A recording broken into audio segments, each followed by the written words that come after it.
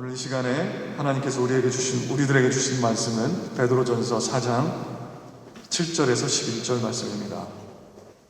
베드로전서 4장 7절에서 11절까지 말씀입니다.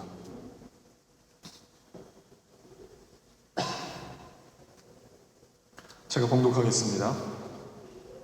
만물의 마지막이 가까이 왔으니 그러므로 너희는 정신을 차리고 근신하여 기도하라.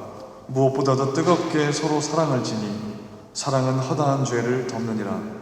서로 대접하기를 원망 없이 하고 각각 은사를 받은 대로 하나님이 여러 가지 은혜를 맡은 선한 청지기같이 서로 봉사하라. 만일 누가 말하려면 하나님의 말씀을 하는 것 같이 하고 누가 봉사하려면 하나님이 공급하시는 힘으로 하는 것 같이 하라.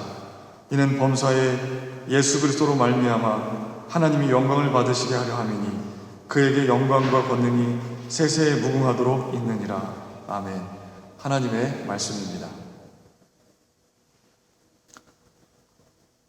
여러분, 한 주간 어떻게 사셨나요?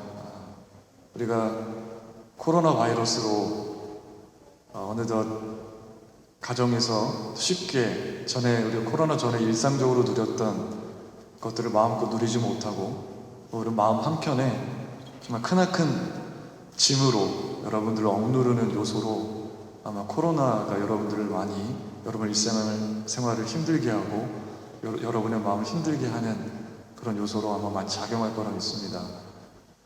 우리들이 이 어려운 시국을 또 우리들의 이렇게 일상생활이 힘든 이 어려운 상황들을 이겨낼 수 있는 힘은 세상에서 얻는 기쁨으로, 세상에서 얻는 위로로는 한계가 있고 하나님이 주시는 은혜로 또 하나님이 주신 능력으로 이 모든 일들을 이겨나갈 수 있는 줄로 믿습니다. 우리가 더욱더 하나님께 매진하고 또 하나님이 주시는 그 기쁨 속에서 이 어려운 일들을 어려운 시절들을 잘 이겨나가게 되기를 주님의 이름으로 축복하고 또 축원을 드립니다. 축구나 농구 경기를 보게 되면 시간이 정해져 있어요. 축구 경기는 45분이라는 전반 45분, 후반 45분이라는 시간이 정해져 있습니다. 그리고 후반전 또 전반전에 45분 이후에 또 루즈타임이라는 게 있죠. 축구 경기를 하다가 경기 시간은 지나가지만 경기 외에 다른 활동이 있을 경우에 그만큼의 시간을 보상해주기 위해서 루즈타임을 적용해 줍니다. 농구도 마찬가지죠. 농구도 10분씩 4피리어드 1쿼터에서 4쿼터 사이에 2분간의 시간이 있고 이 시간이 지나게 되면 모든 경기가 끝나게 되어 있습니다. 축구나 농구 경기에서 승리할 수 있는 비결은 정해져 있는 이 시간 가운데 상대방의 공격을 넣는 골을 적게 넣게 하고 우리가 많은 골을 넣어야 승리할 수 있는 그런 경기가 바로 축구 농구 경기입니다. 시간 활용을 잘해서 이 정해진 계속해서 할 수 없는 이 유한한 시간 속에서 최선을 다해서 운동 경기에 임했을 때 승리를 할 수가 있습니다. 우리의 인생에도 축구 경기와 농구 경기에서 타임아웃이 있듯이 우리의 인생에도 타임아웃이 있습니다. 각자 우리들 모두에게 하나님께서 주신 정해져 있는 시간이 있습니다. 안타까운 것은 우리가 이 시간을 전혀 알 수 없다는 것입니다. 그리고 이 시간을 우리가 전혀 조정할 수 없다는 거죠. 우리가 아무리 수명을 늘려보려고 노력을 해서 수명을 좀 늘릴 수 있지만 우리는 분명히 우리 인생에는 끝이 분명히 있습니다. 그래서 항상 오늘이 마치 마지막인 것처럼 그렇게 우리의 삶을 생각하면서 살아갈 때 우리는 순간순간 최선을 다해서 살아갈 수가 있습니다. 여러분이 많이 들어보셨죠? 스피노자라고 하는 사람은 내일 지구의 종말이 오더라도 난 한 그루의 사과나무를 심겠다고 말했습니다. 이 말은 비록 우리의 인생이 분명히 끝이 있지만 오늘 살아가는 이 하루가 나에게 너무나도 소중하기 때문에 이 하루를 헛되이 보내지 않겠다. 그래도 나는 희망의 한 나무 한 그루를 심겠다라고 하는 그런 의지를 보여주는 말입니다. 여러분은 여러분에게 주어진 이 유한한 인생, 끝이 정해져 있는 이 인생을 지금 어떻게 살아가고 있습니까? 우리가 2020년을 시작한 것이 바로 엊그제 같은데 벌써 10월달이에요. 조금 있으면 2021년, 한 달, 두 달 조금 있으면 이제 2021년이 다가옵니다. 이러한 몇 달, 며칠밖에 남지 않은 2020년을 우리가 다시금 되돌아보면서 다시금 오늘 본문을 통해서 하나님께서 우리들에게 주어진 이 유한한 인생, 끝이 있는 인생 가운데 사도 베드로는 우리들에게 무엇을 요구하고 있는가를 듣는 귀한 시간이 되었으면 좋겠습니다. 오늘 본문을 보면 하나님께서 만드신 이 세상이 시간이 정해져 있다는 것을 분명하게 우리들에게 말씀하고 있어요. 본문 7절 말씀을 보시면 이렇게 말씀하고 있죠. 만물의 마지막이 가까이 왔으니 그러므로 너희는 정신을 차리고 근신하여 기도하라. 이렇게 되어 있습니다.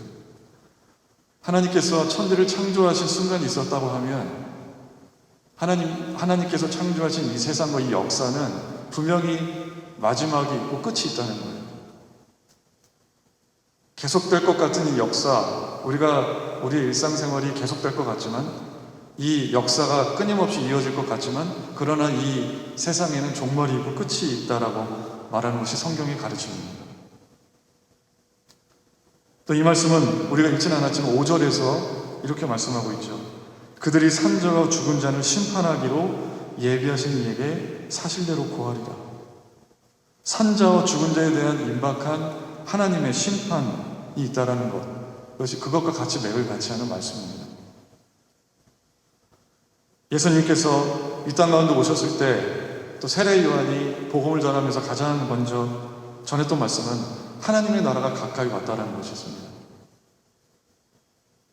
하나님의 나라가 저 먼 훗날에 올 게 아니라 하나님의 나라가 임박할 것이고 곧 올 것이다. 만물의 마지막이 저 멀리 아주 우리가 상상할 수 없는 저 멀리에 있는 게 아니라 바로 너희들 가까이에 왔다라고 말하는 것이 사도 베드로의 오늘 본문의 말씀입니다. 그래서 성경을 보게 되면 임박한 종말론이라고 합니다. 신학 공부를 하다 보면 임박한 종말론에 입각해서 쓰여진 서신이고 그 종말이 점점 지체가 되면서 지체된 종말론에 입각해서 쓰여진 그런 서신서가 있어요.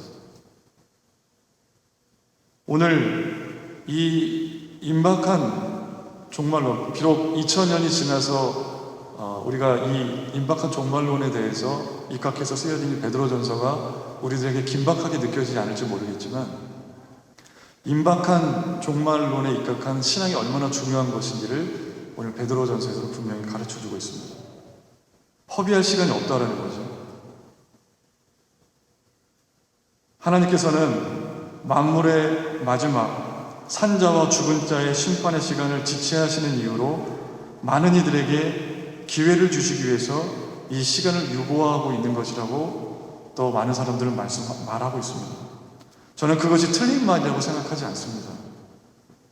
이러한 초대교회 신자들이 곧 주님이 임박할 것이라고 하는 종말론적인 신앙을 가지고 있었기 때문에 자신들에게 찾아오는 수많은 핍박과 탄압과 때로는 순교당하는 그런 어려운 순간들을 이겨낼 수가 있었어요. 하나님이 이제 곧 오실 거야. 주님이 재림하실 거야. 우리는 영원한 생명이 기다리고 있어 라고 하는 그러한 임박한 종말론에 입각한 신앙이 있었기 때문에 그러한 탄압과 핍박을 이겨낼 수가 있었습니다. 한편으로 우리가 종말론적인 신앙의 자세를 가지게 될 때 우리는 시간을 허비하지 않고 주님의 일을 위해서 긴박하며 애쓰며 살아갈 수가 있습니다. 만물의 마지막뿐 아니라 우리는 각 인생에 각 개인에게 찾아오는 개인적 종말인 죽음에 대해서 우리가 묵상해 볼 때 개인의 인생은 참으로 짧은 것이고 그렇기 때문에 인생을 무엇으로 채우며 살아가야 할 것인가가 참으로 우리들의 삶의 중요해집니다. 우리는 모두 마지막을 향해 가고 있습니다. 만물의 마지막도 곧 임하게 될 것입니다. 그렇다면 우리가 어떻게 살아가야 하겠습니까? 그래서 오늘 본문에서 베드로는 크게 세 가지를 권면하고 있습니다. 첫째, 정신을 차리고 근신하여 기도하며 살라는 것입니다. 오늘 본문의 말씀에 7절 말씀에 만물의 마지막이 가까이 왔으니 그러므로 너희는 정신을 차리고 근신하여 기도하라, 이렇게 말씀하고 있습니다. 기도하라는 것은 신약에서 자주 거론되는 공통된 주제입니다. 예수님께서 겟세마네 동산에 잡히시기 전에 십자가의 죽음을 코앞에 두고 간절하게 하나님께 기도할 때 한 시간도 같이 기도하지 못하는 제자들 꾸짖으시면서 하셨던 말씀도 시험에 들지 않게 깨어서 기도하라, 정신을 차려서 기도하라는 것이었습니다. 종교개혁을 일으켰던 마르틴 루터는 그가 많은 로마서를 많이 공부하고 그 많이 공부한 학문을 통해서 믿음에 의해서 사람이 하는 공적과 선행에 의해서 구원을 받는 것이 아니라 믿음에 의해서 구원을 받는다는 놀라운 그런 가르침을 다시금 깨닫게 되는 일들이 있었는데, 루터는 또한 기도하는 사람이었어요. 루터는 이런 말을 했습니다. 만약 내가 매일 새벽 2시간을 기도로 보내지 않는다면 그날의 승리는 마귀에게로 돌아갈 것이다. 나는 할 일이 너무 많기 때문에 매일 3시간씩 기도하지 않고는 일어날 수가 없다라고 말했습니다. 마르틴 루터가 종교개혁을 일으킬 수 있었던 그 원동력은 그가 열심히 성경을 연구한 것에도 있지만 그가 하나님께 매달려서 기도한, 그래서 하나님께 능력을 받았던 그런 것에도 원동력이 있었다는 것을 우리는 알 수 있습니다. 제가 속한 교단의 감리교, 우리 존 웨슬리 목사님이 감리교 교파를 세우셨는데, 이 시대의 가장 독실하고 유능한 목사들 가운데 한 사람이었던 존 플래처라는 감리교 목사님이 있습니다. 이 존 플래처 목사님은 항상 진지하게 기도했는데 이렇게 이야기하면서 많은 사람들에게 도전을 주었다고 하죠. 나는 내 마음을 하나님께 드리지 않고는 결코 이 자리에서 일어나지 않겠습니다. 그리고 이 플래처 목사님이 친구를 만나게 될 때 항상 했던 인사는 안녕하세요, 이런 인사가 아니라 내가 기도하면서 당신을 만나고 있습니까? 라는 질문으로 인사하면서 사람들을 만났다고 하죠. 감리교 목사님 존 웨슬리 목사님은 매일 2시간씩 일어나서 기도했다고 합니다. 새벽 4시에 일어나서 기도를 시작하고 말을 타고 다니면서 복음을 전할 수 있었던, 정말 수십 킬로미터를 말을 타고 다니면서 복음을 전할 수 있었던 그 원동력은 아침에 일어나서 기도를 했던 것에 있었던 거예요. 웨슬리에 대해서 잘 아는 사람이 이런 글을 남겨놓았다고 하죠.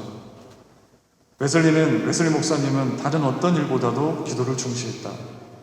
그리고 나는 그가 빛을 발하는 듯한 얼굴로 기도실에서 나오는 것을 보곤 했다. 에드워드 페이슨 목사님이라는 분은 이런 말을 또 남겨놨습니다.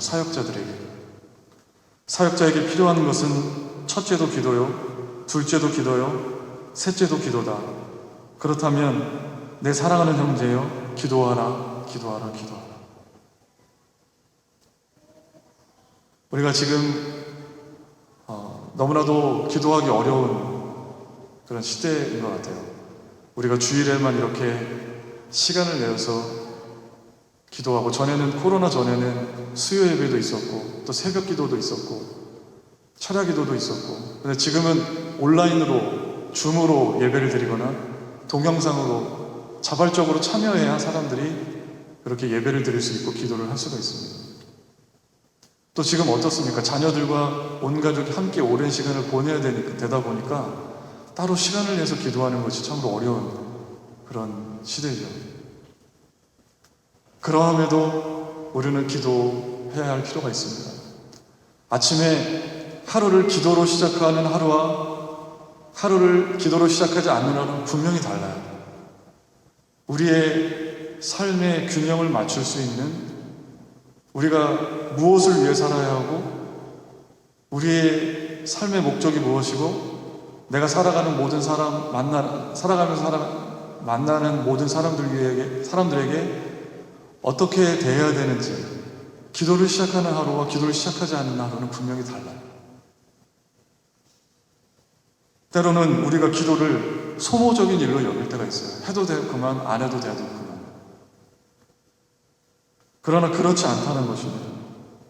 만물의 마지막이 가까운 이때라고 말하면서 이 베드로전서를 읽는 주님이 재림이 곧 가까이 온다라고 여겼던 많은 그 시대 독자들에게도 사도 베드로가 얘기했던 것은 기도하라는 것이었어요. 예수님께서 무슨 사역을 하시든지 날이 밝기 전에 한적한 곳에서 항상 하셨던 것은 기도하신 것이었어요. 기도하는 사람만이 때를 분별할 수 있고 자신과 타인까지 지킬 수 있는, 성령의 역사는 어떤 사람 머릿속에서 나오는 기발한 아이디어와 정말 기발한 프로그램을 통해서 흘러나오는 것이 아니라 사람을 통해서 역사하시는 거예요.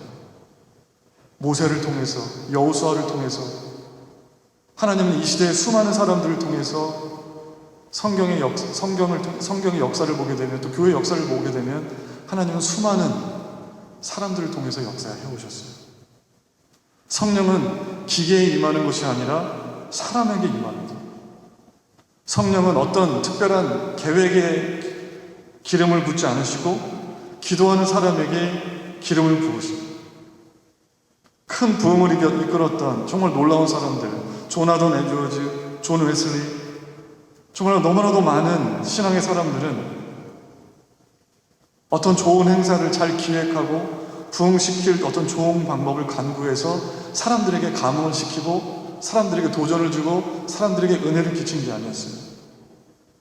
그들은 하나님 앞에 무릎 꿇고 기도하면서 하나님이 자신을 통해 일하실 수 있도록 하나님의 부르심 속에서 순종하며 나아갔던 그 역사가 있었기 때문에, 무릎 꿇는 기도가 있었기 때문에 그렇게 많은 사람들에게 능력을 발할 수가 있었습니다.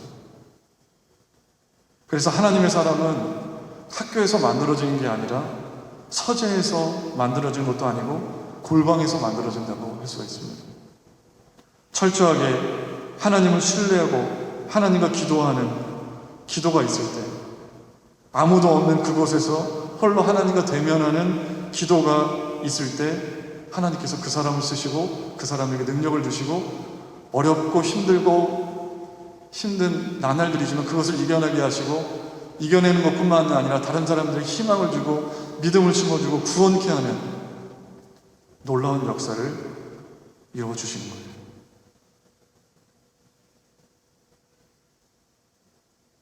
그래서 기도할 때는 오직 한 가지 우리들에게 필요한 것은 하나님과 교제하고자 하는 뜨거운 갈망이 우리들에게 필요한 거예요. 하나님, 제가 기도하지 않고는 이 삶을 지탱할 수가 없습니다. 하나님, 제가 기도하지 않고는 하나님이 주신 이 부르심을, 하나님이 주신 이 집사의 직분을, 하나님이 주신 이 장로의 직분을, 하나님이 주신 이 목회자의 직분을 제가 감당할 수가 없습니다. 하나님, 저에게 찾아와 주시고 저에게 능력을 허락하여 주시옵소서. 하나님이 정말 나를 사랑하신다는 분명한 확신이 기도할 때 나타나는 거예요. 날마다 하나님과 교제하고 하나님과 소통하고 하나님과 동행하는 그러한 하나님과의 친밀한 교제가 있을 때 우리들 가운데 그런 하나님의 능력을 주시고 사람들에게 그런 능력을, 거룩한 영향력을 끼칠 수 있는 사람이 되게 하시는 거예요. 기도하지 않으면 작은 고난과 핍박만 와도 쓰러지기 쉽고 넘어지기 쉽고, 그러나 기도할 때 하나님이 그런 능력을 주신다는 것입니다. 우리 모두 기도하기에 힘쓰는 자들이 되시기 바랍니다. 정신을 차리고, 오늘 사도 베드로는 그냥 기도하라고 하지 않았어요. 정신을 차리고 근신해서 기도하라고 하셨어요. 우리 소명교회 온 교우들이 정말 매일 짧은 시간이라도 하루를 시작할 때 또는 힘들고 어려울 때 하나님 앞에 그렇게 기도함으로 나아가는 저와 여러분 모두가 되시기를 주님의 이름으로 축원합니다. 두 번째로 사도 베드로가 권면하는 것은 뜨겁게 사랑하며 살아야 한다는 것입니다. 8절과 9절 말씀에 이렇게 말씀하고 있습니다. 무엇보다도 뜨겁게 서로 사랑할지니 사랑은 허다한 죄를 덮느니라. 서로 대접하기를 원망 없이 하고, 이렇게 사도 베드로가 말하고 있습니다. 여기서 뜨겁게 라는 열심이라는 뜻도 가지고 있는 테노스라는 단어가 뜨겁게라는 뜻도 있지만 열심이라는 뜻도 있어요. 그러니까 사랑이라는 것을 우리가 할 때 적극적으로 최선을 다해서 의지적인 행위로 사랑을 하라라고 말씀을 하고 있는 것이죠. 사랑을 소극적으로 내가 마음이 내킬 때만 하는 게 아니라 너희들에게 하나님이 주신 그 사랑만큼 적극적으로 그 사랑을 베풀며 살아가라고 합니다. 여러분, 사랑이라는 게 어떻습니까? 사랑도 배우고 내가 그렇게 느낀 만큼 사랑을 베풀 수 있는 것 같아요. 부모님이 나에게 베풀어 주신 사랑이 너무나도 크기 때문에 그 사랑을 받아서 우리의 자녀들에게 그러한 사랑을 베풀어 줄 수가 있고, 자녀뿐만 아니라 우리의 다른 많은 사람들에게 이 사랑을 나눠줄 수가 있습니다. 우리는 무엇보다도 하나님께로부터 가장 큰, 예수님께로부터 가장 큰 사랑을 배운 사람들입니다. 예수님께서 베푸신 사랑은 요한복음 13장 1절에서 말씀하시는 것처럼 세상에 있는 자기 사람들을 사랑하시되 끝까지 사랑하시는 사랑이에요. 인간적인 사랑은 어떻습니까? 사랑하다가도 마음에 안 들면 사랑을 멈추고 미워하다가 끊임없이 오락가락하는 게 인간의 사랑이죠. 세상의 사랑이죠. 그러나 예수님의 사랑은 사람이 어떻든지 간에, 우리들이 어떻든지 간에 끝까지 우리를 믿어주시고 용서하시고 이해하시고 끝까지 사랑해 주시는 사랑이 바로 예수님의 사랑입니다. 하나님의 사랑은 자신의 가장 귀한 것, 독생자를 아낌없이 주셨던 것처럼 가장 귀한 것을 내어주는 사랑이 바로 하나님의 사랑입니다. 영원한 생명을 허락해 주시는 사랑이고, 우리의 추악한 죄를 용서하시고 기다리시고 인내하시는 그 사랑이 바로 하나님의 사랑입니다. 우리가 이 사랑을, 우리가 은혜를 더 깊이, 은혜를 많이 받고 우리가 더욱더 하나님의 사랑을 더 깊이 이해하고 깨닫게 될수록 우리는 그런 사랑을 그렇게 많은 사람들에게 베풀 수 있게 됩니다. 사도 베드로는 오늘 우리가 서로 사랑할 때 이 사랑이 허다한 죄를 다 덮는다라고 말씀했습니다. 우리 안에 하나님 사랑이 충만하게 될 때 우리에게 잘못한 사람들을 이해하고 덮어줄 수 있는 넉넉한 마음이 생기게 된다는 것입니다. 우리 안에 사랑이 가득하면 다른 사람을 포용하고 용납할 수 있는 그런 넉넉한 힘이 생기게 됩니다. 내 힘으로 용서할 수 없고 이해할 수 없지만 참아주고 이해하면서 덮어줄 수 있게 하는 것이 바로 우리 안에 하나님의 사랑이 충만할 때 나타나는 현상입니다. 진정한 사랑은 사람들의 허물을, 사람들을 평가하고 단점을 드러내고 허물을 들춰내는 것이 아니라 그들의 있는 모습을 용납해주고 덮어주고 그들을 이해해주는, 그게 바로 진정한 사랑이고 그게 바로 하나님께서 우리에게 베풀어 준 사랑이라는 것입니다. 마지막으로 만물의 마지막이 가까워올 때에 베드로가 권면하는 것은 하나님께 받은 대로 봉사하며 살아가야 한다는 것입니다. 하나님은 모든 사람에게, 우리들 각자에게 많은 은사를, 각자의 나름대로 은사를 주셨습니다. 재능을 주시고 은사를 주시고 여러 가지를 우리에게 허락해 주셨습니다. 교회라고 하는 것은 사람의 몸과 같습니다. 한 몸 안에는 여러 지체가 있죠. 팔이 있고 머리가 있고 다리가 있고 각 지체는 서로가 섬길 때 건강한 몸을 유지할 수가 있습니다. 하나님께서 주신 모든 것은 서로 섬기라고 주신 것입니다. 우리들에게 주신 게 얼마나 많이 있습니까? 우리들에게 물질도 주셨고, 우리들에게 넉넉한 사랑의 마음을 주셨고, 복음을 주셨고, 우리에게 사랑하는 가족도 주셨고, 우리들에게 너무 많은 것을 주셨는데, 하나님께서 그렇게 우리들에게 주신 것은 다른 사람을 섬기고 봉사하고 일하라고 주신 것이라는 말씀이죠. 그래서 오늘 본문 10절의 말씀을 보시면 선한 청지기 같이 서로 봉사하라고 말씀하고 있습니다. 청지기는 자기 것이 없는 사람입니다. 주인의 것을 맡아 관리하고 주인이 기뻐하시는 일을 하면서 살아갈 뿐입니다. 청지기는 주인이 우리들에게 잠시 맡아주신 것을 잘 관리하고 하나님을 위해서 그것을 쓸 수 있는, 자기를 희생해서 다른 사람들을 살릴 수 있는, 그것이 바로 청지기의 삶입니다. 오늘날 우리에게 주신 재능과 은사, 건강, 주어진 생애 시간, 물질은 나만을 위해서 주신 것이 아닙니다. 교회를 아름답게 세워가고 우리를 주위에 정말 아파하고 힘들어하는 그런 사람들을 섬기기 위해서, 하나님께 영광 돌리는 일을 위해서 우리에게 잠시 허락해 주신 것입니다. 그래서 우리는 최선을 다해 일할 수 있을 때, 언제 끝날지 모르는, 다 분명히 시간이 정해져 있는 타임아웃이 분명히 있는 우리의 인생 속에서 우리는 최선을 다해서 일할 수 있을 때 일하고 봉사하면서 살아야 됩니다. 우리에게 하나님께서 맡겨주신 일이라면 최선을 다해서 해나갈 수 있어야 합니다. 하나님께서 하나님 나라에서 주실 상급은 이루 말할 수 없는 것입니다. 그 상급을 바라보면서 세상의 안락함과 기쁨만을 추구하기보다는 맡겨주시는 그런 섬김과 소명과 봉사에 최선을 다할 수 있는 우리 소명교회 모든 성도들이 되시기를 주님의 이름으로 축원합니다. 저는 제가 부목사 사역으로 사역할 때 매너리즘에 빠질 때가 되게 많이 있었어요. 아무래도 행정적인 일을 많이 하잖아요. 컴퓨터로 작업하는 일도 많고, 때로는 주보도 만들어야 하고, 때로는 뭐 행사한다고 하면 우리 부교육자들이 다 뭐 물건도 날라야 하고, 그래서 때로는 그 행사가 계속되고 바쁜 일정을 살아가다 보면은 내가 기쁨으로 하는 게 아니라 이게 일로 여겨지고 하기 싫은 일로 여겨질 때가 있어요.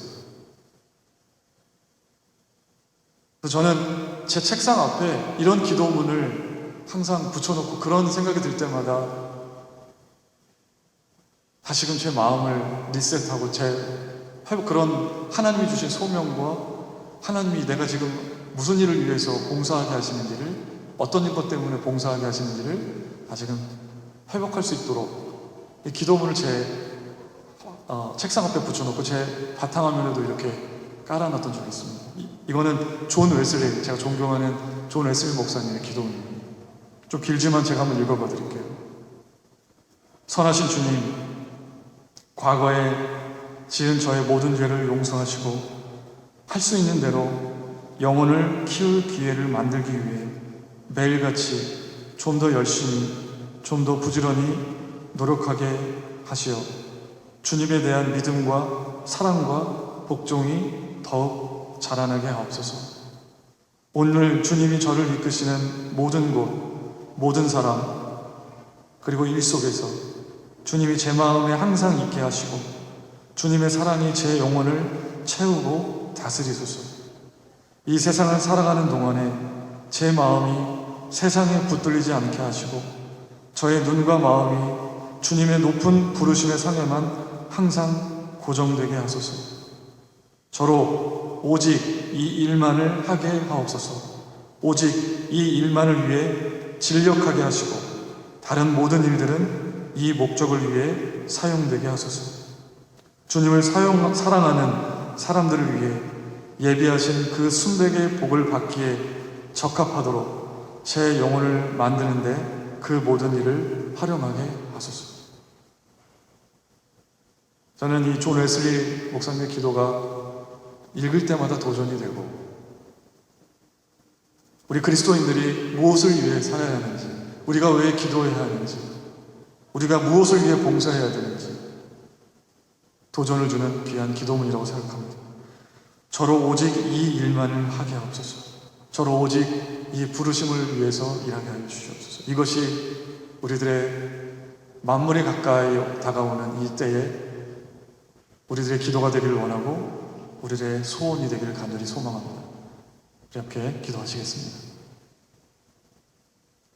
사랑의 주님, 초대교회에 수많은 사람들이 사자의 밥이 되고, 또 기독교 주님을 믿는 것 때문에 목숨을 잃고 감옥에 갇히고 핍박을 당하던 그때에 정말 주님께서 다시 오신다는 분명한 믿음을 가지고 우리가 죽을지언정 죽음 이후에 영원한 생명이 자신들에게 주어진다는 것을 믿고 그 핍박과 어려움들을 이겨냈던 초대교회 순교자들의 신앙을 다시금 생각해 보게 됩니다. 하나님, 사도 베드로가 이들에게 만물이 가까이 왔으니 정신을 차리고 근신하여 기도하라고, 또 하나님의 주신 은사를 주님을 위해서 봉사하면서 또 뜨겁게 사랑하면서 그렇게 살아고 권면했던 그 말씀이 오늘 우리들에게도 주시는 귀한 말씀인 줄로 믿습니다. 하나님, 우리의 인생이 영원히 지속되는 것이 아니라 분명한 끝이 있고, 또 그 때를 알 수 없기에 우리가 사도 베드로가 초대교회 그리스도인들에게 말씀하셨던 그 말씀을 우리들에게 주시는 말씀으로 기억하고 우리가 깨어 기도하고 서로 사랑하며 봉사하며 살아갈 수 있는 우리의 신앙이 될 수 있도록 주님, 우리들을 붙잡아 주시옵소서. 하나님께서 우리가 하나님 앞에 늘 깨어 기도할 때 하나님께서 이 어려운 코로나 바이러스로 힘든 이 어려운 시절들을 잘 이겨낼 수 있는 능력을 우리들에게 허락해 주실 줄로 믿습니다. 하나님, 날마다 우리들이 시간을 정해서 기도할 수 있는 우리 소명교회 모든 성도들이 되게 하여 주시옵소서. 예수님의 이름으로 기도드립니다. 아멘.